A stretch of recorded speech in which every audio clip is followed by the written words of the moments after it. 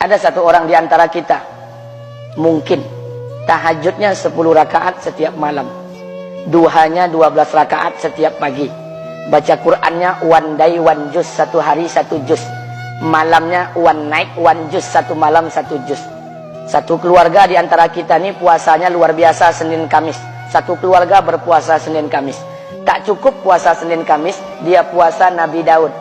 Sehari puasa, sehari tidak, sehari puasa, sehari tidak. Tak cukup dia puasa Nabi Daud, dia puasa-puasa sunnah lainnya. Istrinya nutup aurat dengan sempurna, pakai nikob, pakai cadar, pakai purda, pakai manset, pakai kos kaki. Suaminya 5 waktu ke masjid tak tertinggal takbiratul ula. Anak-anaknya di pondok pesantren hafiz dan hafizah. Tiap pagi berinfak, tak pernah menggunjing orang.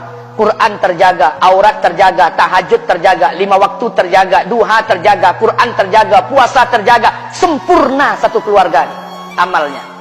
Tapi sudah 8 tahun dia tak tengok ayah ibunya. Sudah bertahun-tahun dia tak nyapa kedua orang tuanya. Sudah bertahun-tahun dia tak berhubungan baik dengan ayah ibunya.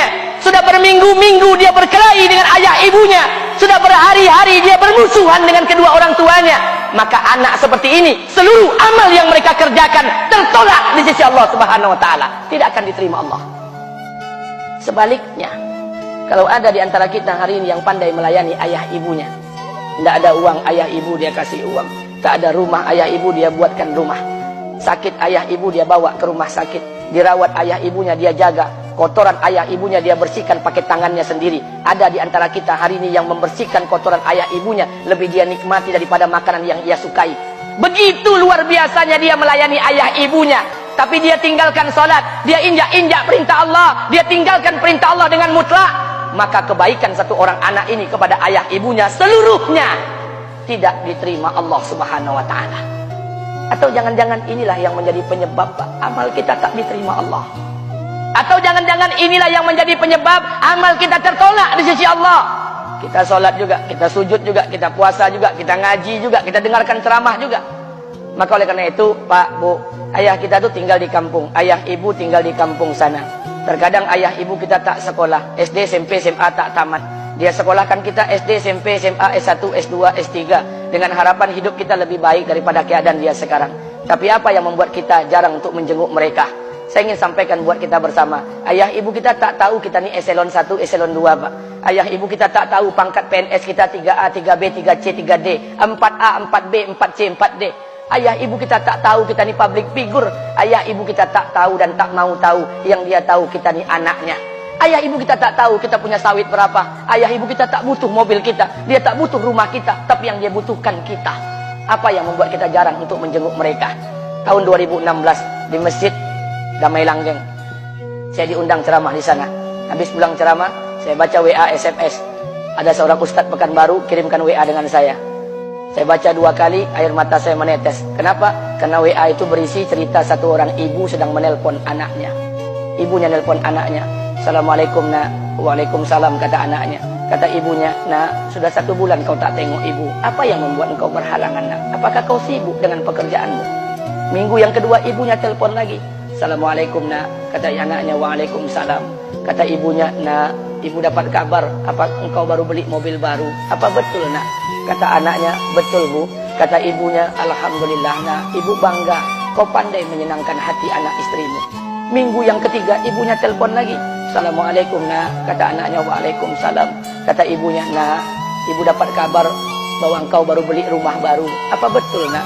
Kata anaknya, betul bu. Kata ibunya, alhamdulillah nak, ibu senang kau bertanggung jawab dengan anak istrimu. Minggu yang keempat ibunya telepon lagi.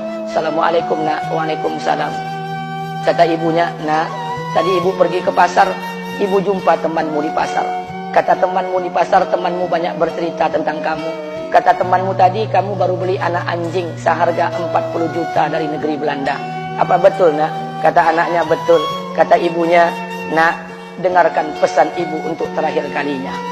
Apa pesan ibunya? Wahai anakku, engkau pelihara 1 ekor anjing. Kau siapkan harga anjing 40 juta. Kau siapkan rumah untuk anjingmu depan rumahmu. Kau jaga anjingmu pagi, siang, dan sore. Kau mandikan anjingmu pagi, siang, dan sore. Kau kasih makan anjingmu pagi, siang, dan sore. Demi Allah nak, dengarkan pesan ibu untuk terakhir kalinya. Apa kata ibunya? Demi Allah nak, demi Allah, Kalau seandainya Allah menciptakan ibu, kalau seandainya Allah menciptakan ibu untuk yang kedua kali di muka bumi ini, nak, demi Allah, ibu tak ingin terlahir sebagai manusia. Ibu ingin lahir sebagai seekor anjing, biar berada depan rumahmu dan melihat wajahmu setiap hari. Ibu kita tak butuh harta kita, Pak. Dia tak butuh uang kita, dia butuh kita. Apa yang membuat kita jarang untuk menjenguk mereka? Pantas hidup kita tidak berkah. Pantas rumah tangga kita tidak sakinah. Karena hubungan dengan ayah ibu kita rusak selama ini. Masih ada kesempatan, masih. Yang jauh telepon, yang dekat kunjungi mereka. Demi Allah, kita butuh keberkahan doa mereka. Yang sudah meninggal, ziarahi kuburnya dan doakan mereka.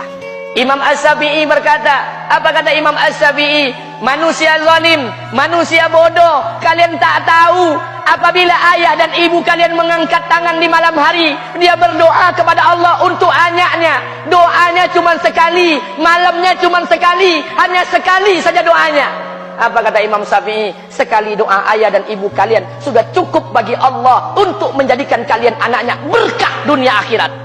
Hari ini berapa banyak doa ayah dan ibu kita, tapi tidak ada keberkahan buat anak mereka. Kenapa? Hati mereka tersakiti. Maka pulang, Pak, cari mak bapak kita. Kita punya rumah hari ini, Bu. Kita punya rumah, punya harta, punya uang, punya pekerjaan, punya kekayaan, punya sawit. Kita jadi orang hari ini jadi pegawai bukan kena sarjana kita, Pak. Kita jadi orang hari ini bukan kena otak kita. Kita jadi orang hari ini bukan kena kepintaran kita. Kita jadi orang hari ini jangan-jangan kena keberkahan doa ayah dan ibu kita yang tak pandai tulis baca di kampung sana. Dari mak bapak kita, Pak. Demi Allah, kita butuh keberkahan doa mereka. Apa guna di kehidupan dunia sementara Allah tidak ridho dengan kehidupan kita? Pantas amal kita tertolak di sisi Allah. Maka pulang ke rumah cari mak dan bapak kita yang masih hidup, duduk bersama mereka. Kalau seandainya kita tak bisa membahagiakan mereka, jangan pernah menyusahkan mereka. Kalau seandainya kita tak bisa membuat mereka tertawa, jangan pernah membuat mereka menangis. Demi Allah, kita hanya punya satu ayah kandung. Kita hanya punya satu ibu kandung. Tidak akan ada ayah kandung yang kedua. Tidak akan ada ibu kandung yang kedua. Harta kita cuma satu. Ayah kita cuma satu. Ibu kita cuma satu. Tidak akan ada ayah kandung yang kedua. Tidak akan ada ibu kandung yang kedua. Pangkat jabatan bisa dicari. Harta bisa diraih. Kesempatan membahagiakan ayah dan ibu kita hanya sekali di kehidupan dunia ini, Pak. Pulanglah. Ketika mereka memanggil, tinggalkan istri, tinggalkan pekerjaan, tinggalkan semua proyek kita. Demi Allah, datangi mereka. Kata Nabi, sesaat kalian duduk bersama ayah dan ibu kalian akan mendatangkan keberkahan. Kenapa kalian tidak duduk bersama mereka? Jangan